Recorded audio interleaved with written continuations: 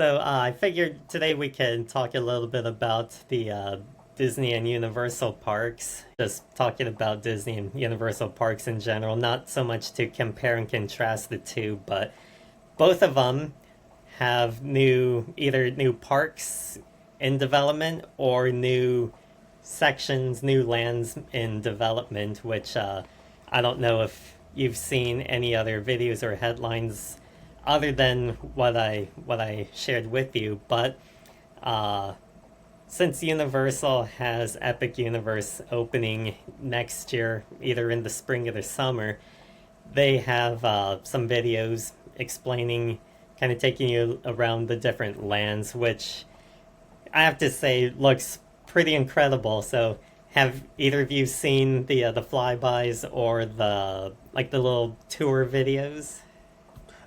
Absolutely. My wife. First, I definitely want to say that my wife and I have been kind of obsessed with the little mini teaser tour videos that Universal has been posting for Epic Universe because we we're huge theme park fans. Just a bit of a full disclosure there, and my wife is also a huge fan of a lot of the I guess you can call it IPs that are going to be integrated into this new park. She loves How to Train Your Dragon. We both love the classic Universal monsters, and we both love Harry Potter. And so we and also I, as a diehard theme park fan, also love a lot of the stuff that Epic Universe has been really trying to emulate. And it looks like they're trying to emulate the hyper realistic, immersive, creative design philosophies that we've seen in Tokyo Disney Sea and Efteling and a lot of the overseas theme parks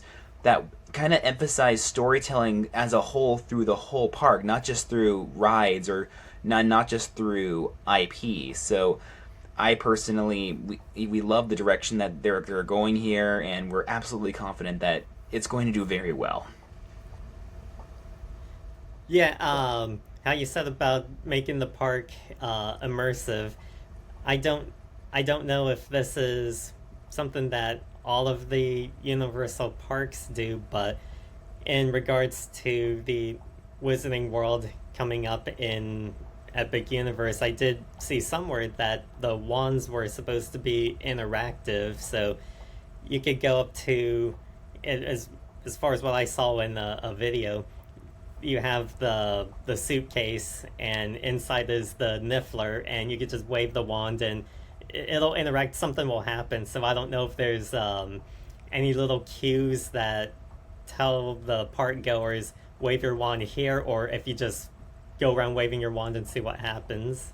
But there is, I think, a Universal park in Japan, I think, and there was I think is it Beijing, in that there's a Disneyland in Beijing that I had seen the Jurassic Park ride from Universal and the Pirates of the Caribbean at Disneyland, and it is very different from the versions of the rides we have out here in the States, or at least as far as California goes. I don't know what the rides are like in Orlando, since I've never been to Florida before, but definitely more immersive rides.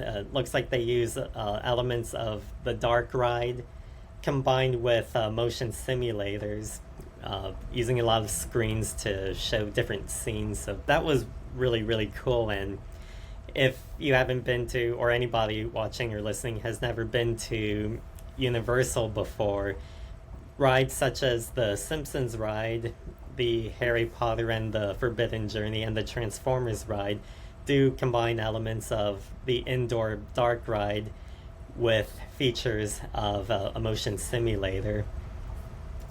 So, Brandon and Pierce, have you been to any of the parks, not just stateside? Have you been to any of the overseas parks? You can go first, Brandon.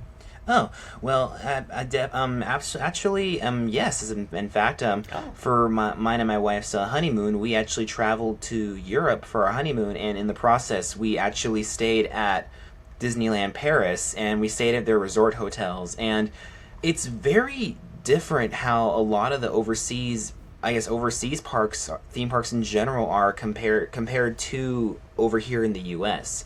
Because in at least when we were in Disneyland Paris, it really like the way it felt to us at least was it feels like how we remember parks back in the 90s. Like there's definitely a lot more emphasis on I guess classic attractions. There's like a lot of the stuff like their Disney store in their I guess their equivalent of Disney Springs, which they actually call Downtown Disney as well. It still has all those old, I guess you can call it gaudy Disney little figurines and decorations that we all remember from those retail Disney stores, and a lot of their attractions in their theme core, at least in their primary Disneyland Paris park, have not really changed all that much since they originally opened in 1992. And they a lot of their stuff is more emphasized on kind of visual, and they want to handle capacity, like how one of their bigger attractions in Fantasyland is a walkthrough. It's a maze, or it's a Alice's Curious Labyrinth. It's basically just a little garden maze that you can walk through, and it has little mini sets of that should kind of like tell the story of Alice in Wonderland, as she's stuck in the little hedge maze of the Queen of Hearts. And it's definitely it's always a fun little place to go, especially for when the park is so, if it gets busy and there's long waits. But here's a place that never really has a wait. And they also have a huge emphasis on people eater attractions, like rides like their Haunted Mansion, which is called Phantom Manor, and their Storybook Land canal boats. They load more similarly to Shipwreck, how I guess you can say Shipwreck Rapids over at SeaWorld, or Grizzly River Run over in California Adventure. It utilizes the rotating platform, so it's easy and much faster to get people on and off the boats, much rather than as compared to having individually piloted boats having to stop and load everybody on. It's just something that I've noticed, and how a lot of the overseas parks handle their capacity, how they handle their design, and how they kind of treat their classics. It's definitely very different. What do you have, Pierce? I have never traveled overseas, so I haven't gotten to go to any of the overseas parks, but I really want to. And Tokyo Disneyland and Tokyo Disney Sea are at the top of the list for me, but I do want to go to Paris. I know that the what was the one where it's either in or under the castle where you can see a dragon? Yes, the La Tanière du Dragon, the Dragon's Lair. It's underneath the Sleeping Beauty Castle there. Yeah, that one looks just incredible. I love a good walkthrough attraction. It's good to sort of like get something where there might not be much of a wait, as you say, and just allows you to take it in at your own pace. I like seeing how how the sausage is made, so to speak, but also having that in tandem with getting swept up in the adventure and living the fantasy. And I can tell you from what I've seen of, I think it's Shanghai, their Pirates of the Caribbean, it is extremely different from any other iteration. Yeah. I've never been to any of the overseas parks. I've never been overseas at all, but I did see the Shanghai Pirates of the Caribbean ride through on YouTube, and it feels more like the movies, the Pirates of the Caribbean films, whereas Sure. in Anaheim, it's its own unique story. Mm-hmm. Which I've always been curious about the story of Pirates of the Caribbean in Anaheim, and I'm sure it's similar in Orlando. But I've always wondered. You start off in what appears to be the bayou, and then the boat drops, and you're in the Caribbean. So, what is the story behind that? So, are we like time traveling? Because it appears to be we're in like present day, or at least modern era Louisiana, and then we're just like teleported back to the pirate era. So, do either of you know what the story is within the ride? Like, are we actually being transported back in time in the bayou? So I've heard it said, and I think it started out as just a theory among fans, but Disney has given some credence to it lately, that it's what you're seeing is a pirate's life in reverse. So you start out where you're sort of seeing the man in the bayou, his perspective of how things were back in the day Oh, when he was a pirate. So you start out in what would be his present day. I highly doubt it's our present day, but then you go and see the skeletal pirates that have obviously been cursed, and then you go back even further to where they're all still alive and having their adventures, pillaging, looting, all that good stuff. so like a flashback. Exactly, yeah.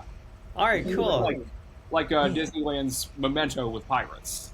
Interesting, because the way, at least the way I see it, and also a lot of what Disney at least Disneyland has recently done in terms of refurbishing the ride and adding new things.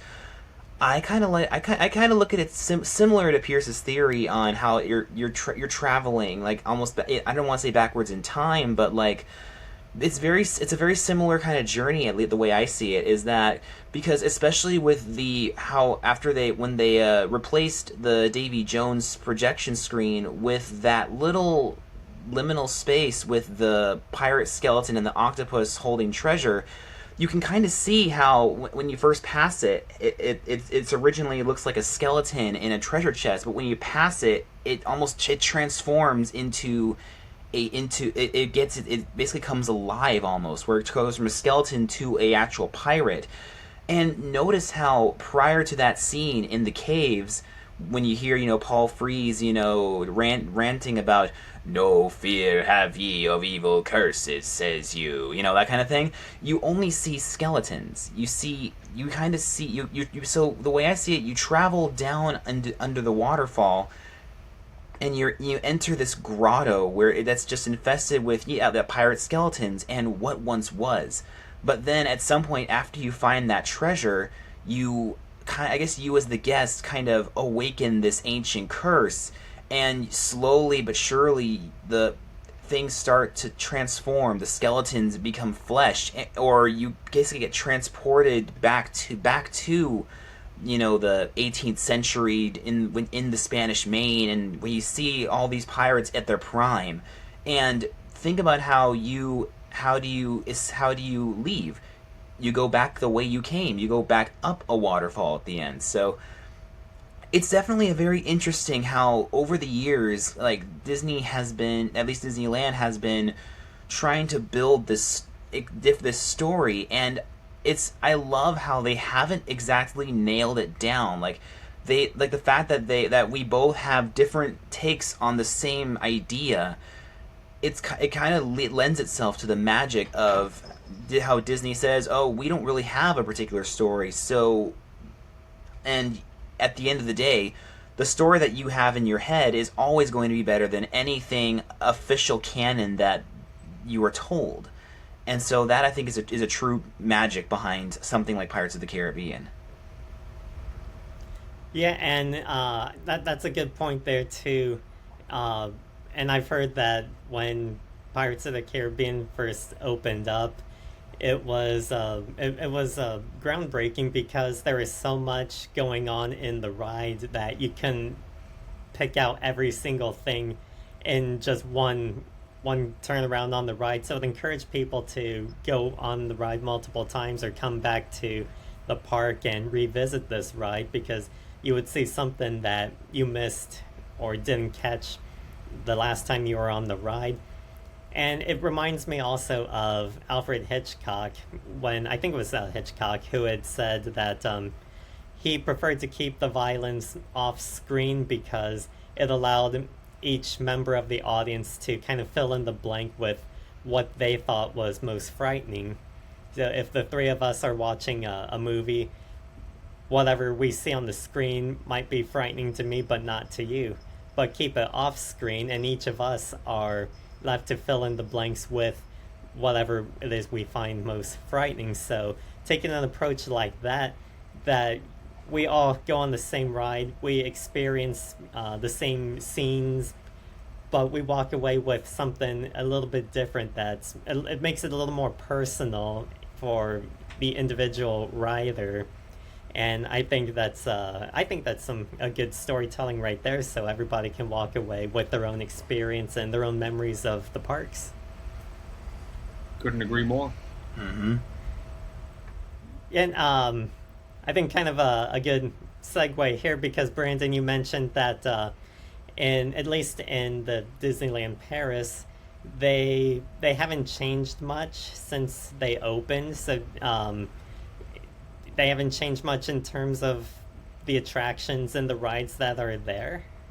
Yeah, for the most part, it's like it seems that right now Disney Paris is kind of taking a bit of a teeny bit of a Disneyland Resort in the 2000s approach, kind of where most of the stuff in their core Disneyland park has been mostly preserved with not a whole lot of real substantial changes, aside from maybe an occasional overlay. Like, for example, one example I'll point to was their Indiana Jones ride over in the park is called Indiana Jones and the Temple of Peril. It's essentially I guess the closest thing I can compare it to is kind of like Goofy's Sky School to an extent, but it's a similar kind of structure, but it's built with an actual coaster. And for a long time in the 2000s, they modified the ride, and by just reversing the direction that the coaster cars would face, so you did the whole ride backwards. And it stayed that way, I think, for about quite a few years, actually.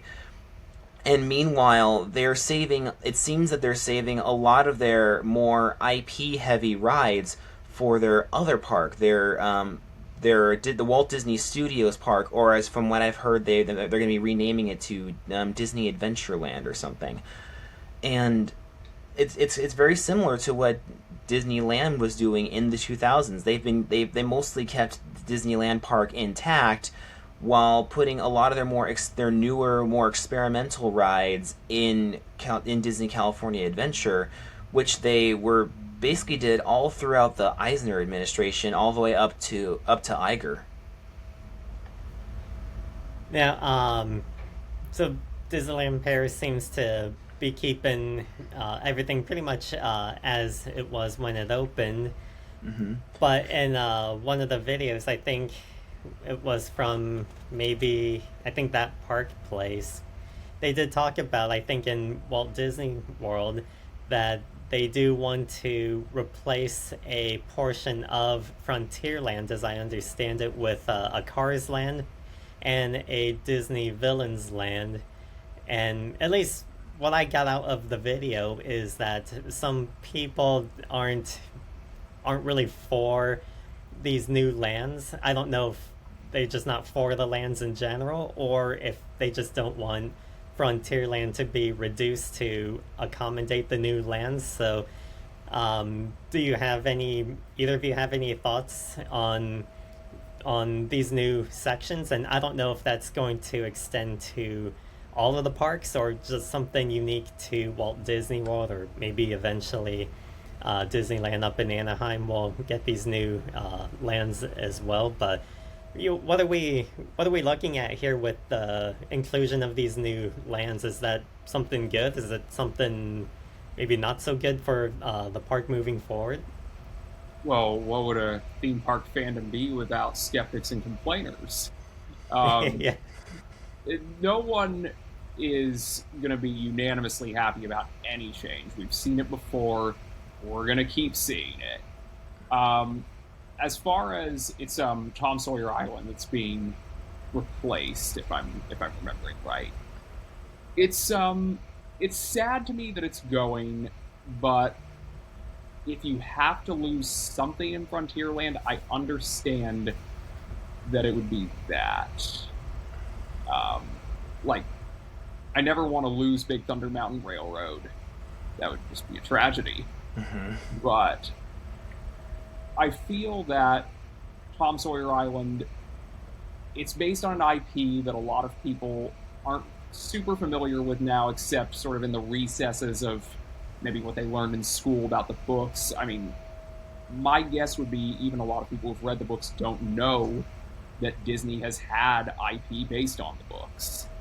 So I understand from a business perspective why they would replace it, but it's still sad that that and Rivers of America are sort of on the chopping block for the new expansion. Even though I am excited for the expansions, I think a villains section of the park would be really cool.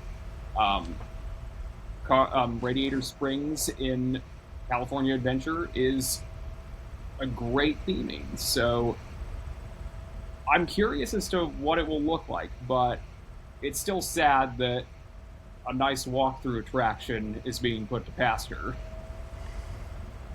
Yeah, I definitely share Pierce's opinion, albeit peppered with a little bit of a side of cautious optimism, I guess you can say, because as a yeah, self-proclaimed theme park enthusiast, historian, and aspiring creative designer, I look at a lot of these big changes not necessarily through the eyes of a theme park fan, but also through the eyes of a storyteller, because I'm sure you all know that whenever in any of these theme parks, Epcot, Disney, Universal, even Six Flags, everything in a land has a purpose. Everything in an area is connected to a story. And that's actually something that I would personally encourage you guys to do next time you're in any theme park or on any ride. Look around and anything you see, ask yourself, why is that here?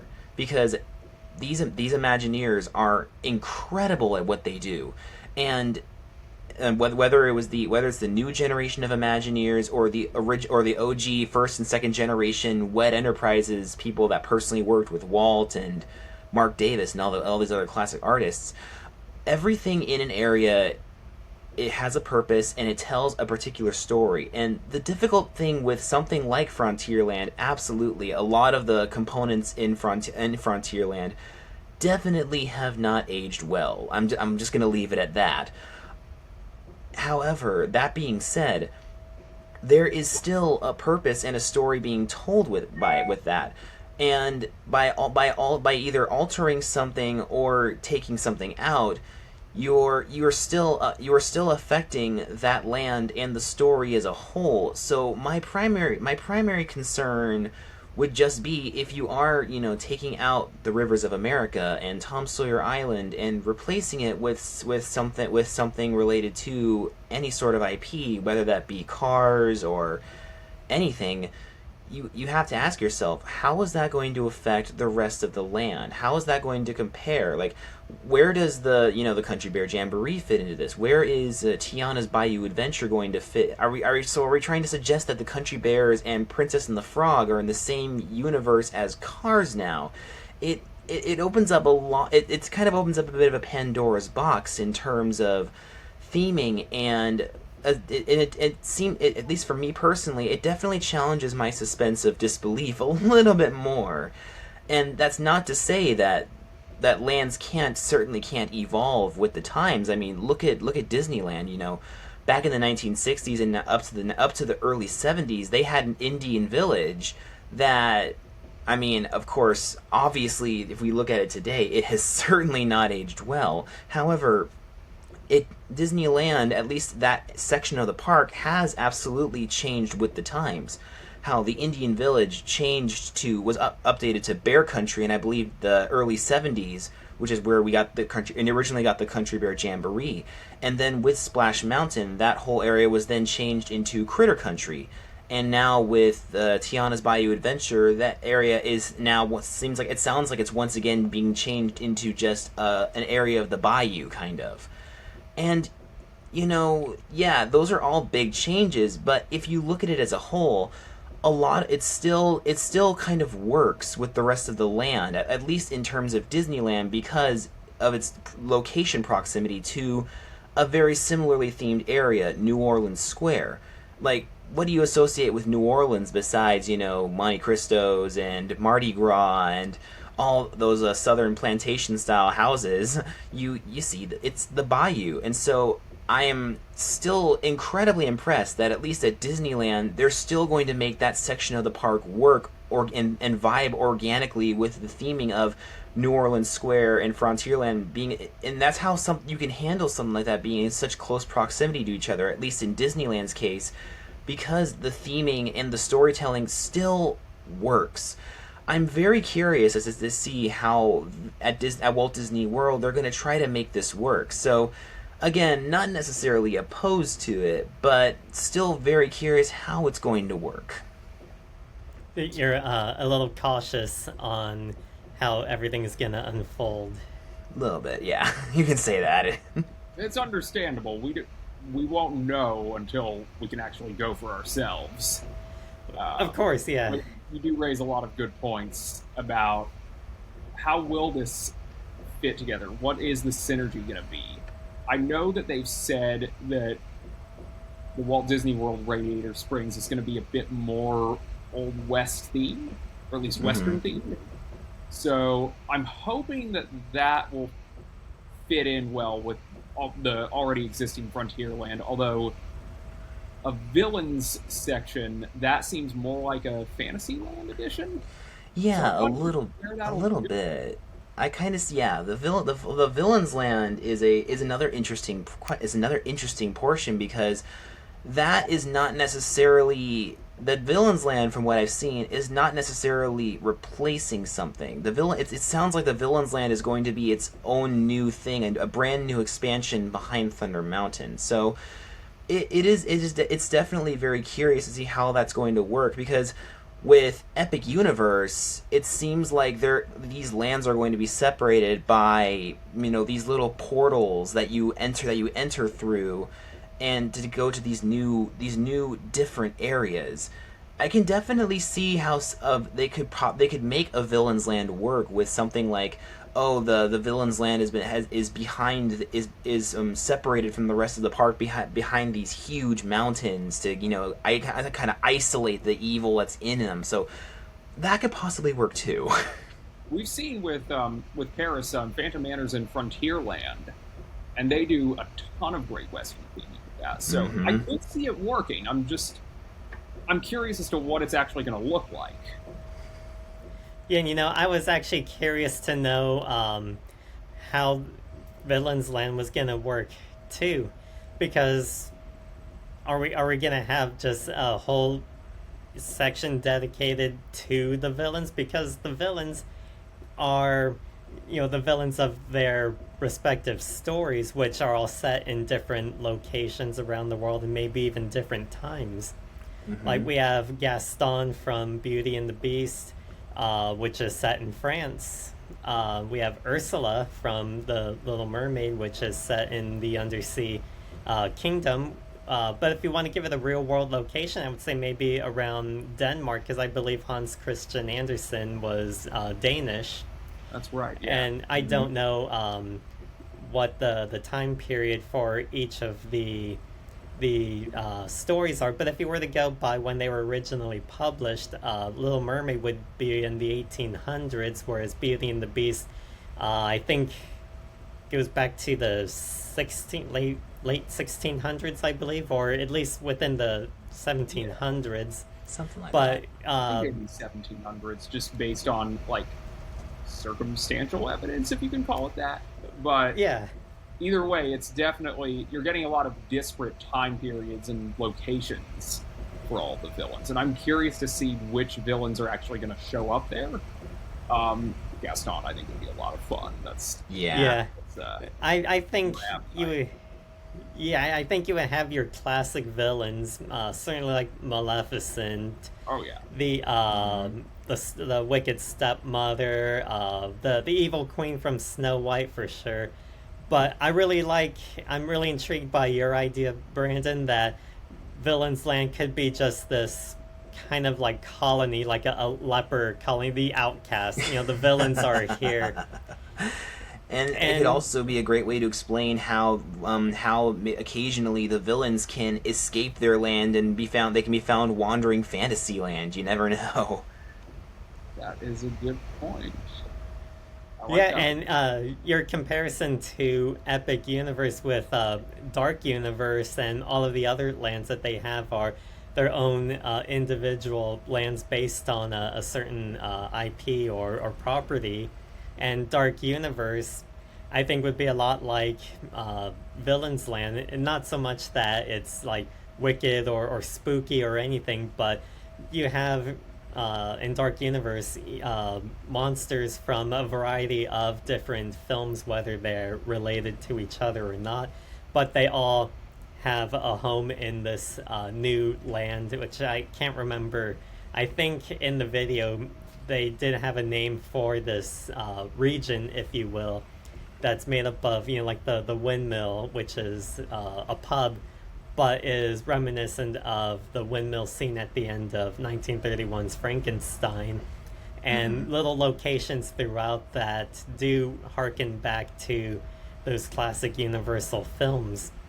And even I think it's like the flagship ride of Dark Universe is supposed to be the great great granddaughter of Dr. Frankenstein from the original Frankenstein film. So all of these nods and connections back to the original films, I think, is pretty cool. And to have all of those characters together in one place, I think, is kind of like how you were saying, Brandon, just an area, a region where all of the Disney villains just thrive. That's their area of the park, and in general, that's just where they've all been sent, whether they are villains, like from just naturally evil characters, or maybe they're just portrayed as villainous.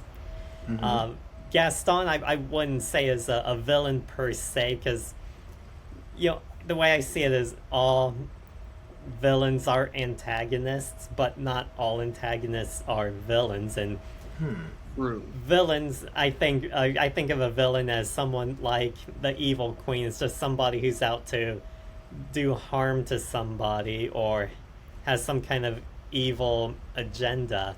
And sure, we do see Gaston, trying to cause harm to the Beast, but overall, he was more just like Biff from Back to the Future. He's just like a bully who's just there in the way of the protagonist. But unlike Biff, he does kind of have takes more of a villainous turn. So I see antagonists for the most part as characters like Biff or Gaston, but not necessarily evil that I would call them a villain. But that's just how I've always approached villains and antagonists. So it's kind of a bit of a line between villains and kind of everybody else. Yeah, and I think that, like we've seen with like the Disney animated canon, if we want to go with that designation, most of their antagonists are pretty evil, but in the same umbrella of Disney, a lot of Pixar villains aren't really villains. They're just either people who don't understand what they're doing or some sort of entity that has no choice. Like, look at Otto and Wally. He or we say he or it. Otto isn't evil. He's doing what he's supposed to do, and he's confronted with a situation where he isn't programmed for that. So he's just staying the course, but that gets in everyone's way. Or you can, another good example would be Lotso from Toy Story 3. Again, Lotso is not intentionally trying to do anything evil. Lotso is basically doing what he feels is the right thing to do.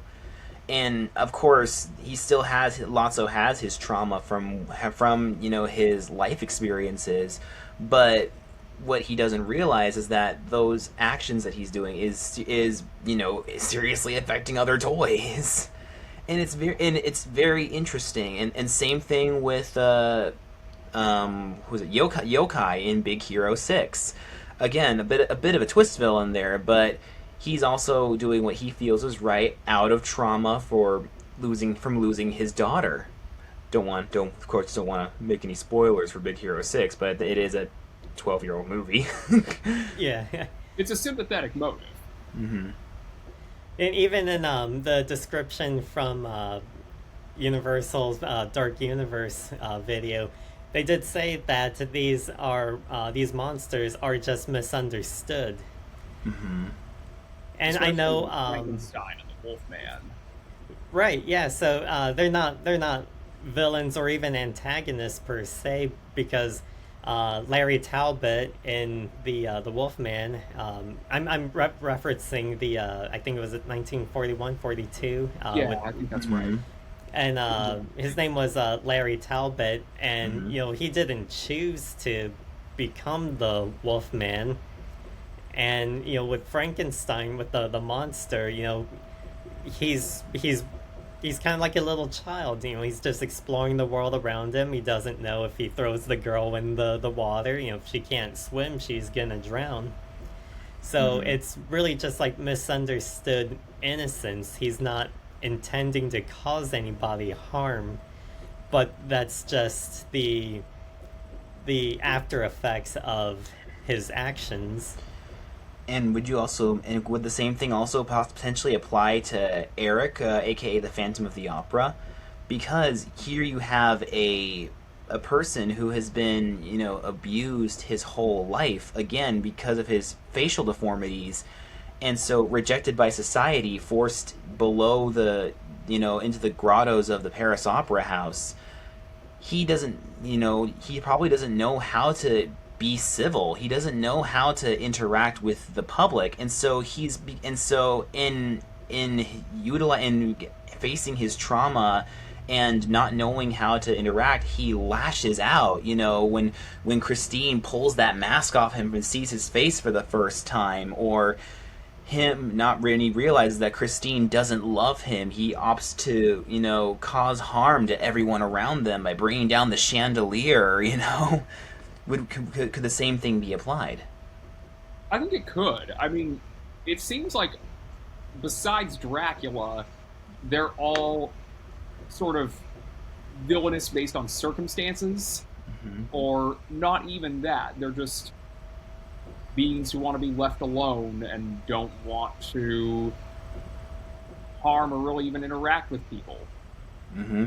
And same thing with Frankenstein. At least at least not going by necessarily going by the Universal, but going by the original Mary Shelley novel. Because in the novel, Frankenstein is actually intelligent. He speaks full sentences and is actually very philosophical with how he sees his treatment of his creator as being parallel to almost essentially, well, my creator abused me from the start, so why I believe in reciprocity toward he made me this way.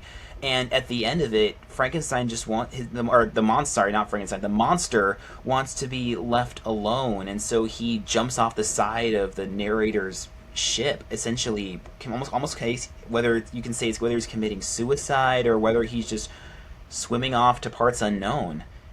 I like your little theory of how a lot of these creatures just feel like they don't belong in this world and they just want to be left to do their own thing. It's a very interesting theory, a very interesting perspective. And maybe that could be worked into why the Dark Universe is even there. It's a sanctuary for them. Ah, yeah. Another interesting thing also is just the idea, or I should say the genre of Gothic literature, and even the sublime. Which I took a class at Cal State, and we talked a little bit about sublime artwork, which was kind of like fear and reverence for the unknown. So I think it was in the 1800s is kind of when the sublime art movement took off, and you would see a lot of paintings of like jagged mountainsides or lightning, and something that really took a turn from what you normally saw in artwork, but it was really appreciation of the fear of the unknown, and like the powers of God whatever they may be, luscious green verdant valleys or ominous jagged mountainsides. So it's really that fear and respect of the unknown, and I think you see a lot of that in some Gothic literature.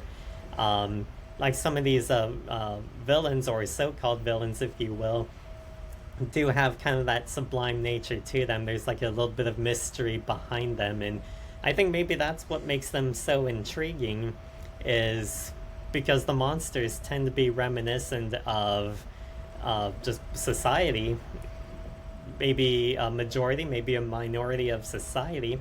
I know I took a class on, again, another class at Cal State, and I did a presentation on the 1931 Dracula film, and you see some parallels. I mean, I didn't see them at first watching the movie, but when you research it, you see all these parallels there between Dracula and the LGBTQ community.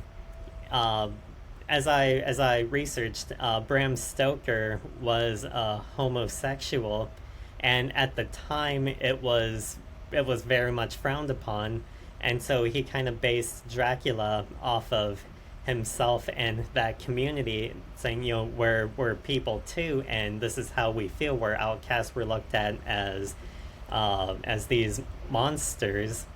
And fast forward to 1931, Todd Browning, who was the director of Dracula himself, was part of the LGBTQ community, and you can see some of, like, when Dracula tries to hypnotize others, particularly men, he just kind of like stares into their eyes.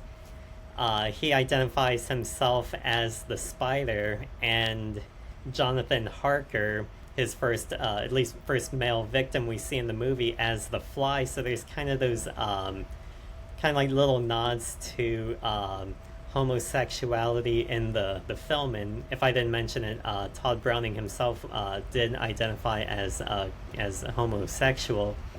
So we see here that the monsters do reflect society in some way, shape, or form. And Ivan, kind of branching off of that, the live action Monster High movie and the animated Hotel Transylvania, you kind of see similarities too in the portrayal of monsters as just misunderstood characters. And I think that's what resonates a lot with these monster characters, and just folks throughout the ages, that they're really representative of just the times. And whether we realize it or not, there's a little bit of us in these characters and a little bit of those characters in ourselves. Maybe that's why we're drawn to these creatures, especially since even going back as far as John Milton's Paradise Lost in the 17th century, which was, if I'm not mistaken, was one of the first ever novels to frame Lucifer as a sympathetic being, and which I believe was the first time that's actually happened in literature. Because prior to that, going back to something like the Divine Comedy in the 14th century, where you have all these monsters and demons portrayed as literal creatures, but then following Milton and Paradise Lost, you start to see a new perspective on these creatures, and how we've almost humanized them to an extent. We see a little bit of us in the monster, and it's weird how it's almost become in the cultural zeitgeist now, how the devil or Lucifer is portrayed as a human and not necessarily as a monster. And I think that's definitely a very interesting parallel you got there, John. And even in the Angelina Jolie Maleficent, paints the character in a much different light than what we see in the original Sleeping Beauty. I keep wanting to say Beauty and the Beast, but the original Sleeping Beauty film. Yeah.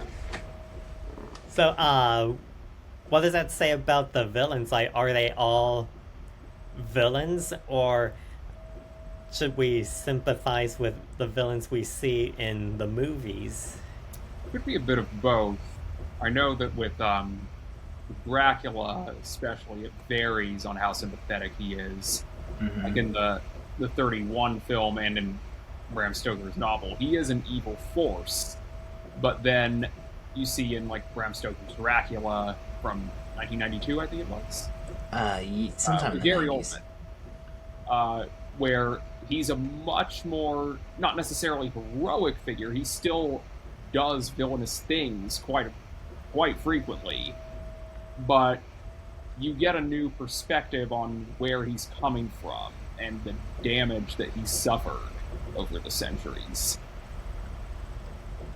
Yeah, and the context seems to change even just a little bit from the original stories, all the way up to say like Charles Perrault. He was writing fairy tales, and the Brothers Grimm, readapted those fairy tales what like 100, 200 years later, and for a new audience.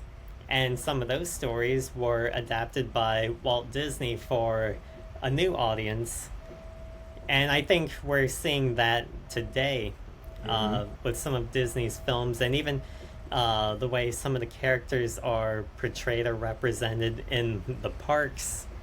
I think, was it you, Pierce, or Brandon, earlier that mentioned in Frontierland there was the Indian settlement, but that was replaced. The other night I saw I think the what? it you were mentioning, Brandon, it became Bear Country, and then that became Critter Country. Yep. Okay, so like the I don't know.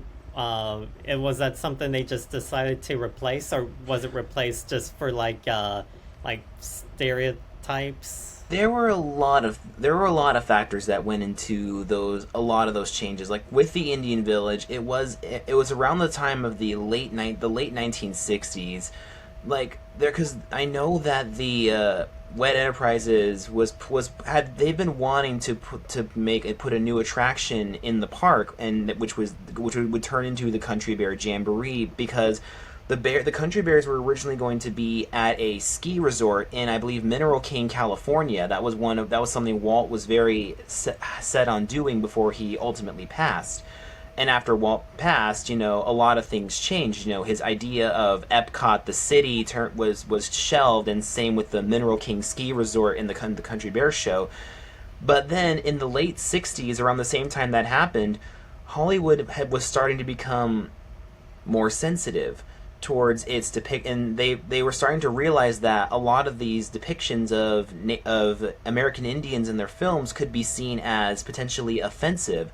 And so I guess that was one of the factors that went into changing over the Indian Village into Bear Country, and also changing the settler on the burning cabin along the rivers of America. Because I believe starting in the early 70s, around the same time that the Indian Village became Bear Country, the original settler with the arrow in his chest by the burning settler's cabin, they removed the arrow, and the settler became the victim of river pirates, which had then burned his cabin. And so I believe it was around that same time frame that there was a bit of a cultural shift, kind of similar to what we're seeing now.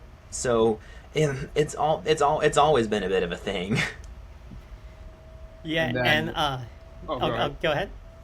Oh, I was just going to say that it became Critter Country for not so culturally fraught reasons, but there was a sort of perception that Bear Country wasn't very well attended, and they needed to fit Splash Mountain, which was new at the time, into something where it would make more sense, because, as we all know, there's only one bear character there. So they broadened it to Critter Country, and I think it served them fairly well, even though it's probably one of the less attended lands in Disneyland. Yeah, and just kind of segue off from what both of you were speaking about.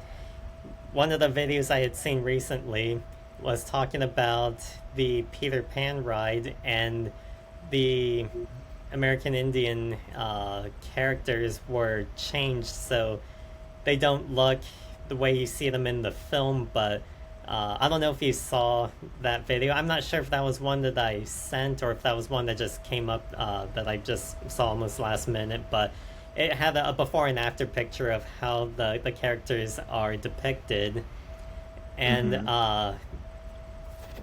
and even Splash Mountain. I know they're changing, or they have changed Splash Mountain because the way I understand it, or way I'm taking it, is that Disney does not really want anything to do with Song of the South. No, they So do not. they're trying to just kind of almost forget about what happened with Song of the South, which I know the controversy behind it. I've never personally seen the movie before, but there's some people who have voiced their opinions that they prefer to leave Splash Mountain as it was. I don't think it seems to me that a lot of people will even know that Splash Mountain was based on Song of the South. Just because the movie just seems so buried. I'm sure a lot of park goers have never even heard of the movie, or if they have, they just don't connect it to Splash Mountain. You gotta get Uh, that Japanese Laserdisc bootleg. Yeah, when I didn't even realize what Splash Mountain was based off of until I saw one of the, it was Zippity Doo-Dah was on one of the Disney sing-along VHS tapes that I watched when I was a kid, and they always included the movie that it was based off of on the bottom, and when they introduced the title card, and so I saw that and I'm like, what Song of the South? And so that's how I went down my rabbit hole with finding it via a bootleg VHS that a family friend had and all that. But that's definitely that, and the scene update in the village in Neverland Village in Peter Pan is definitely, it's a very fine line that they have to tread, because like, again, yeah, as when I was a kid, I loved the natives in that movie. I thought the song "What Made the Red Man Red" was an awesome song. I thought the Big Chief was cool with his deep voice. But nowadays, I do understand how that depiction and that artistic style can be very problematic to some individuals. And as much as I would love to see Big Chief in the ride, I understand you can't really fix that without changing the character as a whole. It was based off of a caricature-esque depiction of natives in the 1950s. Of course, it wasn't acceptable then, and it isn't acceptable now. But I'm at the very least I'm very enthusiastic that they've updated it to basically make it to still include the native village in there instead of just cutting it in as a whole. It looks like they mostly just updated it to where they changed the background characters to look less caricature-esque, and they've changed it to where it looks like they're dancing a traditional dance, which, fun fact, it actually looks like one of the dances that they used to do in the dance circle at the Indian Village at Disneyland Park, because I believe it looked like they were doing an eagle dance or a sword and shield dance. I'm not sure which one, but that's what it looks like they were doing in the new updated ride scene. So it's very interesting, and I love that Disney is, at this point, being a lot more aware of their history, but at the same time being more inclusive without just erasing a lot of that history. And while I haven't gone on Tiana's Bayou Adventure yet, I am hopeful that it's good, but at this point, I'm just glad that we still have a ride. Yeah, and I know at Walt Disney World, there have been some complaints about the animatronics breaking down at points, but from the footage I've seen, when they work, they look incredible, especially Louis. Yeah. Yeah. like it sounds like the biggest complaint that I've heard out of the people that have rode Tiana's Bayou Adventure is a complaint out of this is a grievance with the story, or I guess lack thereof. It's not necessarily that they have a problem with the theme or the IP as a whole. Like I heard, like I do have a lot of friends that have gone on Tiana's Bayou Adventure, and the biggest complaint I've heard from them is that the story doesn't really make a whole lot of sense, or that they wish that that Dr. Facilier would be in the ride somehow. Absolutely. I was hoping the same thing. I think that if they had gone with it being more based on the movie instead of being a sort of sequel to the movie, which I'm fine with, but it does seem like the story they chose doesn't have a lot of stakes. Wouldn't it have been great if, when you're going down to where the Laughing Place was, into the Briar Patch, you were going to the friends on the other side? I would definitely encourage you guys to look up the I believe it was Walt WDWNT. A while back, they made a concept video of a Dr. Facilier lift hill and waterfall, where they basically had a voice matcher for Keith David just pull off a little almost like a spirit of Facilier who came back to haunt you as you climbed the lift hill, being like, "It seems like you all is trying to find the special spice for Tiana. Let me make it crystal clear. That spice ain't for the taking. Y'all didn't want to listen, huh? Are you ready? No use hiding, no use crying for help now. Mama Odie can't save you this time. See you on the other side." Ha ha ha. You know, kind of. I love that idea.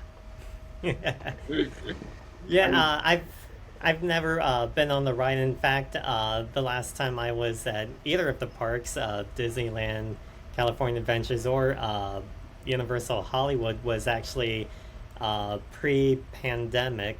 So it's been a minute since I've been back to either of the parks, but just from what I've seen on these different scooper channels on YouTube, the story of Tiana's Bayou Adventure is you're looking for ingredients or like entertainment for her restaurant, and Mama Odie shrinks you down, and you're going through the bayou, and you something like that. And then when you drop down the main waterfall is when you grow back to normal size, and then when you turn the corner, you're in New Orleans. But Yes. I've also heard of I don't think it was the any of the WDW Pro channels. I think this was I think it was called Clownfish TV, that they talked a little bit about having Dr. Facilier in the ride, and he could be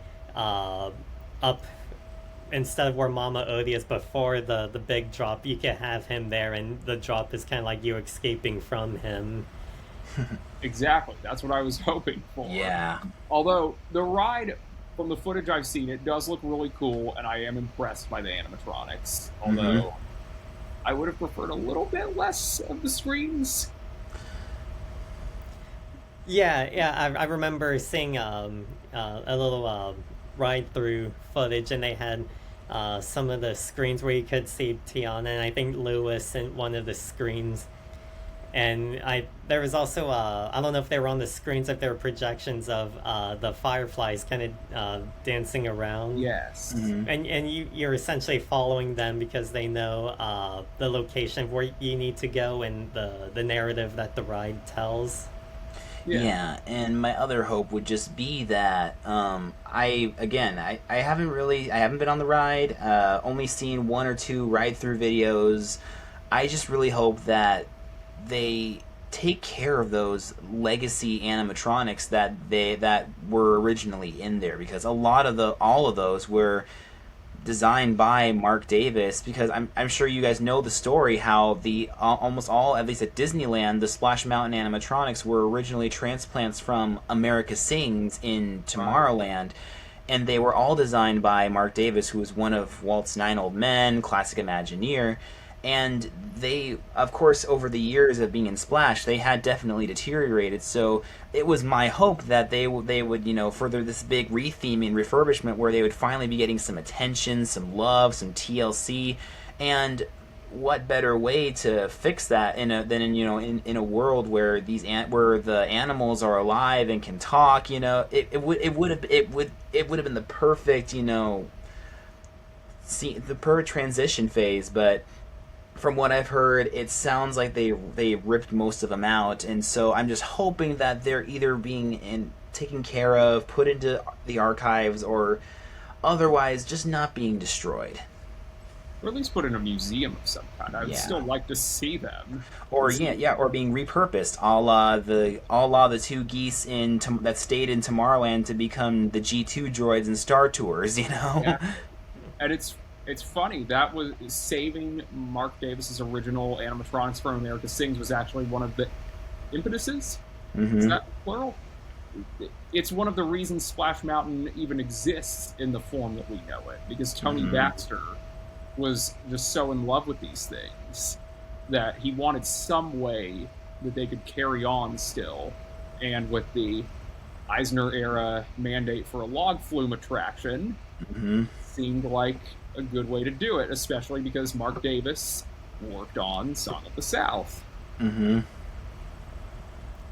And speaking of animatronics, there was some controversy around the installation of a Walt Disney animatronic. Oh boy. I'm not sure what the attraction would be, but I'm guessing something similar to what's the name of the attraction at the Anaheim Park with Great Abraham Moments with Mr. Lincoln? Yes. Right. I gather think that it's in the vein of that. Yeah. but some of his family would prefer that they don't make an animatronic representation of Walt Disney himself. But I think there's like one family member who expressed support of that. But in one of that same video, I don't know if I wrote it down here. I might have. I think you did. It was either WDW Pro or That Park Place. What's the difference between having an animatronic Walt Disney versus an animatronic Abraham Lincoln? And the reasons they gave was that we don't have like footage or audio recording of Abraham Lincoln. Despite having maybe a couple historic photos of him, we don't have any audio of him actually speaking, or if there is somewhere out there, it's not enough, and it might not be Very the primitive. most well preserved recording. Whereas Walt Disney, on the other hand, we have plenty of footage of him. We have plenty of audio of him. So with Abraham Lincoln, it's just a matter of kind of filling in the blanks that we just don't have.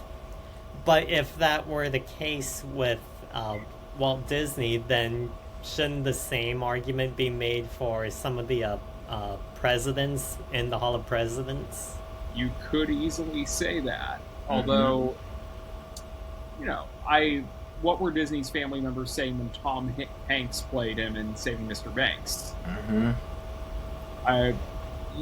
Of course, this animatronic could go horribly wrong, but I'm curious as to what it'll be like, and I don't know. I think it said that the attraction's going to be like you're in his animation studio back when he was younger, so that could be cool. Yeah. I'm not sure exactly what shape it's going to take, but I'm interested. I'm cautiously optimistic about this one. Yeah, it is very much a double-edged sword that we are dealing with this attraction, because the only reason why we have Abraham Lincoln in the park in the first place was because, as a child, Abraham Lincoln was one of Walt Disney's idols. Like to the point where when he was younger, he would actually dress up as Abraham Lincoln and recite his speeches to his classroom. That And I do not know. yeah, Abraham Lincoln was a huge role model and inspiration for Walt, and he and the Hall of Presidents, you know, or as it was called back then, America the Beautiful, and his original concept art was something that Walt absolutely wanted in his park. In the old concepts, like for Liberty Street and Edison Square, in the 1958 Disneyland concept art that you can see in that classic big old Disneyland map. And so originally the Hall of Presidents was going to be a thing in the Liberty Street extension of the park. So and you have intent behind, you know, both a Great Moments with Mr. Lincoln and the Hall of Presidents. With Walt, it definitely is a lot harder to find the inspiration for that because, again, like you guys said, we have footage of Walt speaking, and we know what he was like. And at the same time, you know, just like it would have been very easy for the Imagineers and the people at Wet Enterprises to do Mr. Lincoln and the Hall of Presidents great and to do him badly. There was that potential for them to do it very badly. There is also still potential for the Imagineers now to do this very badly, especially when you're trying to attach, you know, Walt's name to things that he never would have known about. It's like you never would have, you know, Abraham Lincoln say something that would not be applicable to his time. Like you would never be able to have Abraham Lincoln endorsing, say, a policy or something that he never would have dealt with back then, something like stuff like modern politics. Just like how I personally don't really think there's a lot of things that you wouldn't be able to have Walt talk about or endorse or know in this new attraction. So the Imagineers have a very tough job to do in terms of making this addition to the attraction timeless and also true to Walt himself, because it is very hard to thread that needle, because I've noticed that a lot of times the Walt Disney Company will use Walt to justify a lot of these expansions by using his classic quote, you know, Disneyland will never be completed, it'll continue to grow as long as there's imagination left in the world. But there's a difference between using that quote as Walt said it, as a way of showing that, you know, being at the time Disneyland was a tiny little park, and Walt had intended to grow that park, especially after that abysmal opening in 1955, where most of the parks had to have corporate sponsors because Walt just didn't have enough money to finish his park. And so with the success of Disneyland, Walt fully intended to grow that park. Meanwhile, now look at it nowadays, where Disney is the largest entertainment company in the world, and so you have a lot of people that are using Walt's idea of expanding his unfinished park. They're applying it to things nowadays, like to, you know, something like retheming or tearing down existing classic attractions. It's a very hard needle to thread, I guess, is what the point I'm trying to make. And again, I am cautiously optimistic about what they're going to do with this, because they have the potential to do it great justice and to do it very well, just as they have an equal chance to do it very badly. What I would hope is that they do not get a sound-alike voice actor and just use pre-existing audio of the actual Walt. Because I think that if they were to do that, that would disarm a lot of the potential complaints as far as it being a little bit too topical, maybe. Yeah. But we'll just have to see. Yeah, and I think I'll close off with asking, when you said that his Walt Disney's famous quote that Disneyland will never be complete, do you think he meant that physically, that there's always going to be something either expanded upon or replaced, or do you think he meant that in terms of how we were discussing earlier about Pirates of the Caribbean, that everybody who goes on the ride may come off the ride with something a little bit different? It's just our own imaginations interpreting this piece of the ride, or the whole narrative of the ride. So every time we go, we maybe see something new, and therefore, the story is always being told or retold or expanded upon. So do you think that's what Walt meant by as long as there's imagination, Disneyland will never be complete, because maybe you experience something new every time to build off of your previous memories? Well, that's the real question, isn't it? I the Disneyland was changing even while he was alive, but he could not have foreseen everything that came after it. I mean, we didn't get Pirates of the Caribbean and Haunted Mansion, which were in development while he was alive, but we didn't get them open until he had died. And I would say after Great Moments with Mr. Lincoln, those were really like the perfection of their animatronic technology that we know today. But that's just an aside. I think you can interpret it a lot of different ways, and to me, what matters is the result. Is the new attraction, if you're replacing an old one, does the new attraction stand up to that old one? Does it still have that magic? And they don't always work out, but we have seen plenty of instances where it's for the better. I mean, like My Consoli to the Rescue at California Adventure, I wouldn't say that's one of the best rides at California Adventure, but it's a lot better than Superstar Limo. Oh, God's that ride. What do you think, Brandon? That's fair. I mean, I quite frankly couldn't have said it better myself. There again, it's all about utilizing using your imagination, and again taking into context the time period when when Disneyland was a smaller park, and Walt had just purchased hundreds of acres of land in Florida as an intention, because he knew that he didn't want an Anaheim situation where he only bought a limited amount of land. Meanwhile, everything else grew around Disneyland to the point where Harbor Boulevard in Anaheim had become a bit of a neon jungle with all these other businesses and establishments that pop up just trying to capitalize off of Disneyland's success.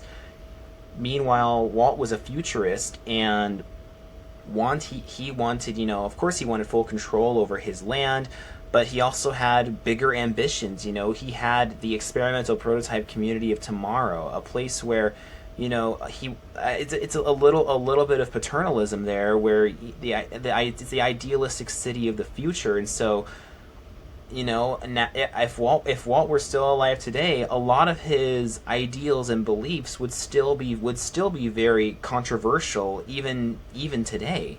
And so we can't really take his words beyond the time period that he lived in. The best thing we can do is take the idea of Walt's, the idea of Disneyland will never be completed, the idea of consistently growing as long as there's imagination left in the world, and that's the job of the Imagineers, quite frankly. And that, yes, they've had a few misses, a few big ones. Looking at you, Superstar Limo, but at the same time, you've also had some incredible successes, some incredible new lands, new ideas, new attractions, new themings, new stories to tell, and that's the best thing we can hope for. Well, I think those are a great way to wrap up the video. I mean, we went over an hour by 15 minutes. So, I mean, these are things that we could just go on all day talking about. For sure. I appreciate both of you coming on board and discussing some of these topics with me, and just getting your opinions and perspectives on some of the changes being made to Disney and Universal in terms of new parks opening or new lands opening, either as an expansion or replacing pre-existing areas of the parks. So again, thank you both for helping me out with this, and I'm I hope you guys will be up to doing another video soon. Thank you for having me, and definitely, Of course. whenever you Thanks for want. having me on, John, and always down to collaborate again in the future.